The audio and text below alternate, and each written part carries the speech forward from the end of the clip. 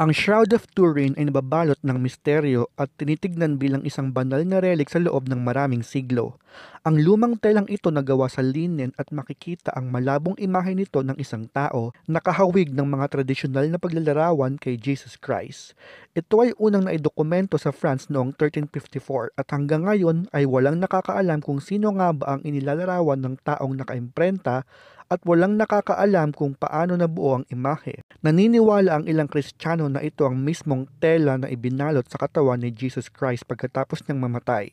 Bagamat ang simbahang Katoliko ay hindi ito iniendorso o tumatanggi sila sa ideya na ito, may mga taong nagdududa naman at sinasabing ito ay peke at maaaring ito ay isa lamang sining or artwork na napagkakamalang tela na ginamit sa katawan ni Jesus Christ. Ayon sa isang pag-aaral na ginawa noong July 28, 2025 ng Brazilian 3D digital designer na si Cicero Moraes na dalubhasa sa historical facial reconstructions, siya ay gumamit ng modeling software at ayon sa kanyang natuklasan ay ang tela ay ginamit na pangbalot sa isang sculpture na hugis tao at kalaunan ng nagtagal ay humulma ang dumi ng hugis tao sa mismong sculpture na napagkakamalan ngayong si Jesus Christ.